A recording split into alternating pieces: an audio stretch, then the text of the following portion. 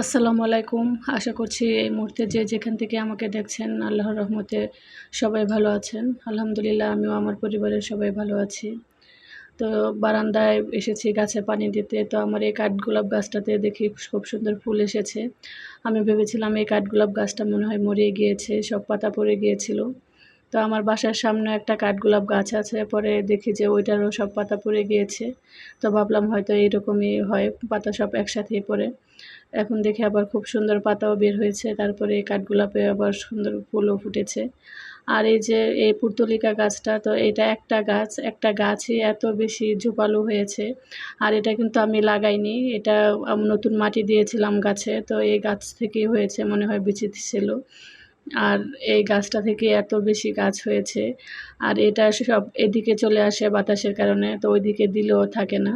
কিছুদিন আগে যে ঝড় বৃষ্টি হয়েছিল তখন গাছ অনেকটা ভেঙে গিয়েছিল, এখন দেখে আবার নতুন করে হয়েছে। তো এত বেশি ঝোপালো হয়েছে, এখন অন্যান্য টবে ভাবছি লাগিয়ে দেব। তো অনেক সময় চেষ্টা করি ২টা ট্রেন যখন একসাথে যায় তো ক্যাপচার করার জন্য, ভিডিও করার জন্য, কিন্তু এটা আসলে কখনই পারি না। তবে আজকে যখন বারান্দায় ভিডিও করছিলাম গাছগুলো, তখন দেখি যে ২টা ট্রেন একসাথে যাচ্ছে, আবার উপরে একটা হেলিকপ্টারও যাচ্ছে। তো একটু শেয়ার করলাম আপনাদের সাথে। তো আমি অনেক সময় চেষ্টা করি ২টা ট্রেন একসাথে যায় এটা একটু ভিডিও করে রাখার জন্য, আমার দেখতে ভালো লাগে। আকাশের অবস্থা ভালো না, মনে হয় বৃষ্টি হবে। তো আকাশে অনেক মেঘ, আকাশ কালো করে আছে। তো আমি এসেছি বারান্দায় গাছে পানি দেওয়ার জন্য। এখন বৃষ্টি হয় নাকি, তবে বৃষ্টির পানি পড়লে কিন্তু গাছ অনেক ভালো থাকে। আর এইগুলো হচ্ছে আমার ঈদের বাজার। তো ঘরে সব ধরনের মশলাই প্রায় শেষ হয়ে গিয়েছিল। এখন এখানে মশলার বাজারগুলা করিয়েছি। মাসের বাজারগুলি যে মুদির দোকান থেকে করি, তো ওইখানে আমি লিস্ট পাঠিয়ে দিয়েছিলাম কী কী মশলা লাগবে। তো ওরা বলেছিল যে আজকে দিব না, কালকে নিয়ে যাইয়েন, আমরা একসাথে সবগুলো প্যাক করে রাখবো। তো যেহেতু লিস্টটাও বড় ছিল, তাই আমার ছেলেকে দিয়ে পাঠিয়ে দিয়েছিলাম। তো ও আর নিয়ে আসেনি, আমার হাজব্যান্ড পরে এগুলা নিয়ে এসেছে রাতে। তো আমি আর তখন গুছাই নাই, এভাবেই রেখে দিয়েছি। ভাবলাম আগে সকালের নাস্তাটা তৈরি করি, তারপরে না হয় বাজারগুলা গুছাবো। তো তখন ৮টা বাজে আসলে। আর আমার ছোট ছেলে পাস্তা খাবে, তো আমি সকালের নাস্তা হিসেবে পাস্তাই রান্না করছি। তো ওকে বলেছিলাম যে আজকে পাস্তাটা করব না, যেহেতু ঘরে কোনো চিকেন নেই। তো চিকেন ছাড়া দেখা যায় পাস্তাটা খেতে খুব বেশি ভালো লাগে না, যত ভালো করেই রান্না করি। কিন্তু ও চিকেন ছাড়াই খাবে, ওর পাস্তা খেতে হবে। তো আমার ছেলেদের দেখা গিয়েছে পাস্তাটা খুব পছন্দ। তো আমি যখনই পাস্তাটা রান্না করি, তো একবেলার নাস্তা বা খাবার হিসেবে রান্না করি। সকালে যখন করি তখন সকালের নাস্তা হিসেবে, বা রাতে করলে একটু দেরি করে করি, যে সন্ধ্যার যে নাস্তা দিই তো ওই নাস্তাটা একটু দেরি করে করি যেন রাতে হয়ে যায়। আর দেখা যায় যে বিকালে যেহেতু নাস্তা দিতেই হয়, তো ওই নাস্তাটা যদি পাস্তা বা ভারী কোনো কিছু হয়, রাতে আর ভাত খেতে চায় না। তাই আমি ওইভাবেই করি। আর বাটারটা এইভাবে কেটে কেটে রাখলে সুবিধা হয়, সুবিধা মতো ব্যবহার করা যায়। তো প্রয়োজন অনুসারে দেওয়া যায়। অনেক সময় দেখা যায় যে তাড়াহুড়া থাকে, তখন বাটারটাও শক্ত হয়ে যায় যেহেতু ডিপে রাখি। তাই আমি এভাবে বাটারটা কেটিয়ে রাখি সবসময়। আর এখানে আমি পাস্তার সসটা তৈরি করে নিচ্ছি। তো পাস্তাটা আমি সবসময় এভাবেই রান্না করি। বাটারের মধ্যে আমি একটু ময়দাটা আগে ভেজে নিই, তারপরে দুধ দিয়ে আমি সসটা তৈরি করি। আর মাঝে মাঝে দেখা যায় সব ধরনের সসই দিই, ঘরের ভিতরে যা থাকে অল্প অল্প যেটা দিলে ভালো লাগবে। তো এখানে পিৎজা সস, তারপরে বারবিকিউ সস, আর তারপরে চিলি সস, টমেটো সস আর সয়া সস, এই সসগুলা দিয়েছি। তো এগুলা দিয়ে মানে যেহেতু চিকেন দিব না, এই জন্য ভাবলাম যে একটু দেখি টেস্টটা ভালো আসে নাকি। তো আমার ছোট ছেলে পছন্দ করেছে। আমি এখানে পাস্তার সাথে যে মশলাটা আছে, তো ওই মশলাটাও দিয়ে দিয়েছি। আর দুধটা দেওয়ার পরে অনেক বেশি নাড়তে হবে যেন দলা পাকিয়ে না যায়, তো সেটাই করছে আসলে। আর এখানে অরিগানো দিয়েছি আর বেসিল লিফ দিয়েছি। তো এই অরিগানো আর বেসিল লিফ দিলে দেখা যায় পাস্তাটা খেতে খুব ভালো লাগে। আর লবণটা একটু দেখে শুনে দেওয়া ভালো, কারণ যেহেতু আমি অনেকগুলা সস ইউজ করেছি, এখন লবণটা যদি বেশি হয়ে যায়, এই জন্য আমি লবণটা পরে দিয়েছি। সসটাই আগে রেডি করে তারপরে পাস্তাটা দিয়ে দিয়েছি। আর আমি যখন চিকেন দিয়ে করি, তখন আমি চিকেনটা আগে আলাদা করে একটু রান্না করে নিই। অনেক সময় তান্দুরির মতো করে নেই, আবার অনেক সময় রান্না করা মাংস থাকে, তো সেটাও দিয়ে দিই। আবার অনেক সময় আদা রসুন দিয়ে মাংসটাকে একটু ভেজে রান্না করে তারপরে দেই। তো বিভিন্নভাবে করি আর কি, যেহেতু আমার ছেলেদের পাস্তাটা পছন্দ।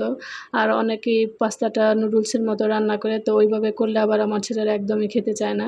তো ওদেরকে আবার এইভাবে খাওয়াতে হয়। পাস্তাটা আমার রান্না হয়ে গিয়েছে, তো ৩ ছেলেকে দিয়ে দিচ্ছি। আর আমার আম্মা এসেছে, তো আম্মা আর আমি অন্য নাস্তা করব, রুটি খাবো, আর পাস্তা আমি খাবো না। সকালে চা নাস্তা খেয়ে আম্মার সাথে কিছুক্ষণ গল্প করেছি। তো গল্প করার পরে ভাবলাম যে রান্নাঘরের কাজগুলি সেরে ফেলি।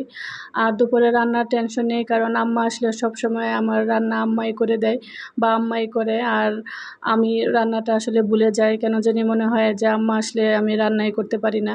তো সবারই এরকম হয় নাকি জানি না। তবে আমার আম্মা যতবারই আসে ততবারই রান্না করে। আর আমি রান্না করলেও কেন জানি মনে হয় যে আম্মা আমার রান্না খেতে পারবে না। আর আমার মনে হয় না আসলে আম্মা আমার রান্না খেতেই পারে না। তবে আমার রান্না কিন্তু খারাপ না। আমার রান্না খেয়ে কিন্তু সবাই প্রশংসাই করে। কিন্তু আমার কাছে মনে হয় আম্মা কেন জানি আমার রান্না খেতে পারে না। তো যাই হোক, আর আম্মা সবসময় বলে যে আমি একটু আ আমার বাবার বাড়িতে কম যাওয়া হয়। তো সবসময় বলে যে, "সবাইকেই তো রান্না করে খাওয়াই। শুধু তোকেই কম রান্না করে খাওয়ানো হয়। এজন্য আমার বাসায় যতবারই আসে তো আমাকে রান্না করে খাওয়াবে আর বলবে।" আমার এখানে গেলে হয়তো বেশি, বেশি করে রান্না করে খাওয়াতে পারতাম। তো যাওয়াই হয় না। আসলে আমি সকালে গেলে বিকালে চলে আসি। তো তাও অনেক সময় পর যাই। খুব যে তাড়াতাড়ি যাই তাও না। তো এজন্য আম্মা সবসময় এসে আমার এখানে রান্না করে। আর রান্নার বিষয়টা হচ্ছে জেনেটিক্স আমি মনে করি। তো আমার নানি খুব ভালো রান্না করতো। তো আমরা ছোটো সময় দেখতাম নানিকে এসে আশেপাশের বাড়ি থেকে বিয়ে-টিয়ে যখন হতো তখন নিয়ে যেত। আর আমার নানির যে শাশুড়ি, তো ওনাকে তো মানে আরেক এলাকায় এসে নিয়ে যেত পালকি করে রান্না করার জন্য। তো উনি ওনাকে অনেক ভালো রান্না করতে পারতো। আর আমার নানি কিন্তু খুব ভালো রাঁধুনি ছিল, আসলে কি বলবো। নানির হাতের যে কাজ, আসলে এত সুন্দর হাতের কাজ ছিল, সব কাজই খুব সুন্দর করে গুছিয়ে করতো। তো আমাদের আসলে ওই নানির বা নানির শাশুড়ি, তো উনিও নাকি খুব গুছানো ছিল।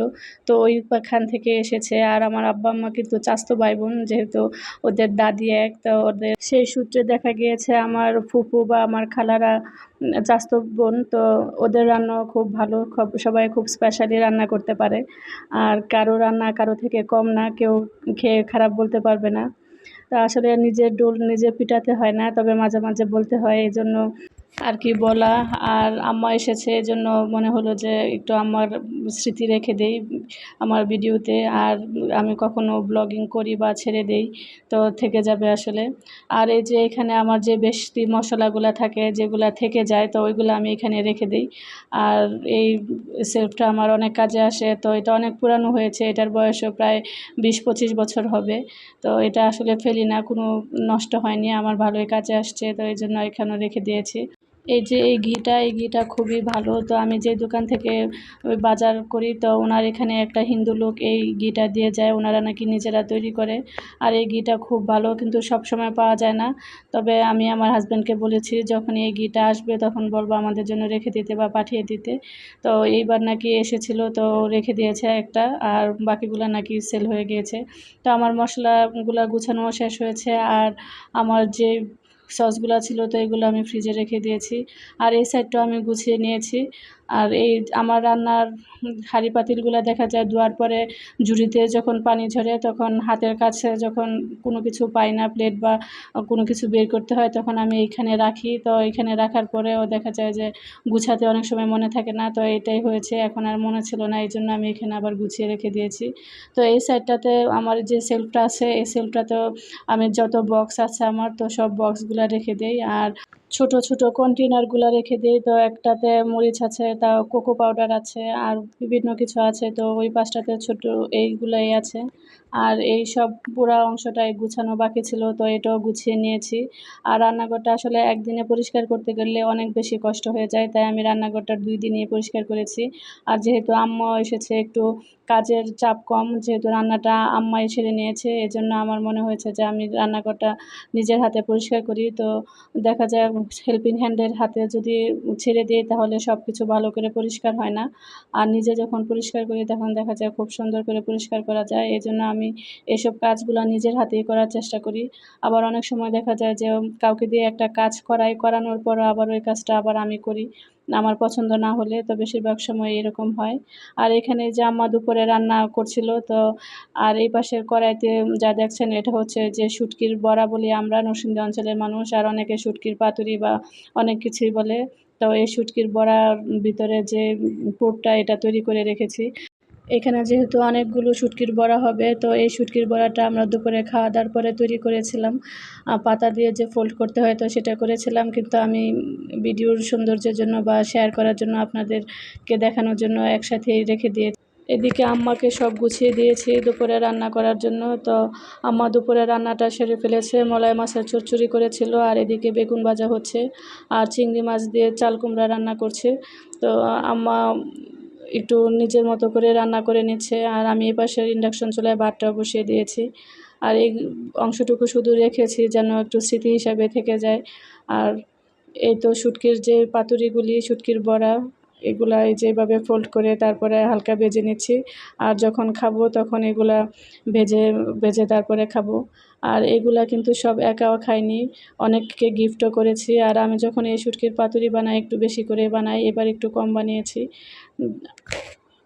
আর আমি অনেক জায়গায় শুটকির এই পাতুরি বা শুটকির বড়া খেয়েছি, তবে আমাদেরটার মতো হয় না। আর আমরা আসলে আমাদের বাড়ির কেউই আমরা এই বাইরের কারোরটা খেতে পারি না, কারণ আমাদেরটা অনেক বেশি স্পেশাল হয়। আর যারা আমাদেরটা খেয়েছেন তারা আসলে বলতে পারবে আমাদেরটা যে আসলে স্পেশাল হয়, না খেলে আসলে কেউ বুঝতে পারবে না। আবারও নিজের ডোল নিজেই পিটালাম। আসলেই এই জিনিসটা নিয়ে বলতে হয় যে আমাদেরটার মতো আসলেই হয় না। তো অনেকেই পরিচিত আছে যারা খেয়েছে, তারা কিন্তু খুব প্রশংসা করে। আর এটা হচ্ছে দুপুরের পরে, তো দুপুরের পরে রান্নাবান্না শেষ করে খাওয়া দাওয়া করে রান্নাঘরটা একটু গুছিয়ে নিয়েছি, শুধু এলোমেলো ছিল। আর সকালবেলা রুটি বানিয়েছিলাম, তো সেই রুটি বানানোর সময় দেখা যায় যে অনেক আটা উড়ে, যেহেতু ফ্যান ছাড়া থাকে, তো এগুলা সব কিছুতে আটা চলে যায়। তো এগুলা সব কিছুই মুছে নিয়েছি। এই রান্নাঘরটা যে আমি কয়বার মুছি, কয়বার পরিষ্কার করি, আপনাদের সাথে শেয়ার করতে পারলে ঠিক বুঝাতে পারতাম। আর সব কিছু খোলা অবস্থায় থাকে দেখে মনে হয় এত বেশি ময়লা বা ধুলাবালি পড়ে। আর লাইলা ইমাম নামের একটা আইডি থেকে জানতে চেয়েছেন যে আমার এই টিস্যু হোল্ডার আর স্পাইস জারগুলো আমি কোথা থেকে নিয়েছি। টিস্যু হোল্ডার আর সবুজ ঢাকনার যে স্পাইস জারগুলো দেখতে পেয়েছেন, এগুলোতে আমার চা, তারপরে গুঁড়া দুধ, চিনি রাখা। তো এগুলো আমি অনলাইন থেকে দারাজ থেকে নিয়েছি আসলে। তো দুইটাই আমার দারাজ থেকে নেওয়া। আর যে কালো ঢাকনার স্পাইস জারগুলো দেখেছেন, তো এগুলো হচ্ছে আমার ঘরেরই, তো রিসাইকেল করে নিয়েছি আমি সবগুলা। আর কাছের যত জারই আসে না কেন আমার ঘরে, আমার কেন জানি ফেলতে মনে চায় না, আমি রেখে দেই। তো আমি বিভিন্ন সময় বিভিন্ন কাজে ইউজ করি। আর আমার ঘরে বেশিরভাগ জিনিসই কাচের জারে রাখা, তো আমার কাচের জারগুলি ইউজ করতে ভালো লাগে, তাই আমি কাচের জারগুলোই রাখি। আর এদিকে আমি সব কিছু ধুয়ে পানি জড়াতে দিয়েছি, আর এই ডিশ র্যাকটা একটু পরিষ্কার করে নিচ্ছি। তো এটাও আমি প্রতিদিনই মোছা দিই। আর এটার যে নিচের অংশটা, তো এই অংশটাতেও আমি প্রতিদিন খুলে মুছে পরিষ্কার করি। আর এটা নিচের যে সিঙ্ক এরিয়াটা, তো এটাও আমি প্রতিদিন মুছে পরিষ্কার করি। তো এটা কিভাবে মুছে পরিষ্কার করি, তো এটাও আপনাদের সাথে একটু শেয়ার করেছি। আর দেখা যায় বেসিনে কোনো কিছু ধুতে গেলে এখানে পানি চলে আসে, তো এখানে এসে পানিটা জমে থাকে। তো এই জন্য এটা আমি প্রতিদিনই যখনই বেসিনে কোনো কিছু ধোয়াধুয়ি করি, তো এটা আমি মুছে পরিষ্কার করে নিই। না হলে আমার কাছে জানি কেন ভালো লাগে না। তো এই কাজটা আমি প্রতিদিনই করি। আজকের ভিডিওতে অনেক কিছুই বলে ফেলেছি নিজেকে নিয়ে, তো কেউ বিরক্ত হবেন না। আর সবার কাছে ক্ষমা প্রার্থী। এই জন্য সবাই ভালো থাকবেন, সুস্থ থাকবেন। আসসালামু আলাইকুম, আল্লাহ হাফেজ।